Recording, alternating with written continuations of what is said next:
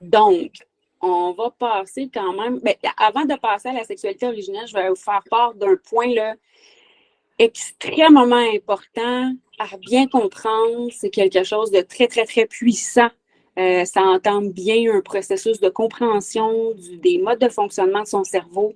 C'est à savoir que notre cerveau ne fait aucunement la différence entre une expérience réelle et une expérience réelle là, dans la matière là, concrète là, qu'on expérimente avec notre corps physique pour vrai et une situation imaginée, une expérience imaginée.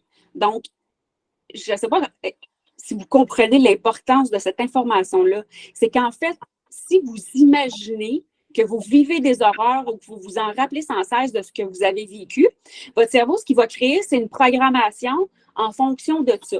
Même si l'expérience n'est pas vraiment réelle dans la réalité physique, votre cerveau ne fait pas la différence entre les deux.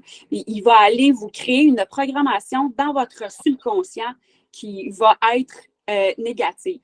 Donc, à chaque fois que vous vous rappelez de choses négatives que vous avez vécues ou que vous imaginez quelque chose de négatif qui pourrait peut-être arriver, là, comme quelque chose de stressant ou quelque chose qui pourrait être douloureux ou avoir peur d'une situation future, bien, ça va vous programmer en négatif.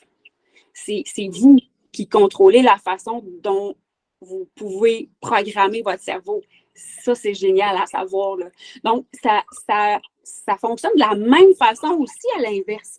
Donc, si vous imaginez une situation future ou que vous vous rappelez d'un événement, mais qui était positif, bien, le cerveau va agir de la même façon. Il va créer une programmation. Vous n'avez même pas besoin de la vivre pour vrai dans la matière, physiquement, l'expérience. Juste de l'imaginer, ça va contribuer à faire une programmation, mais cette fois-ci, elle va s'imprimer d'une façon positive.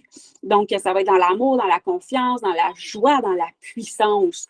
Donc, c'est vraiment extrêmement important de prendre conscience que nos pensées peuvent avoir un pouvoir aussi puissant qu'une expérience réelle au niveau de la programmation du cerveau.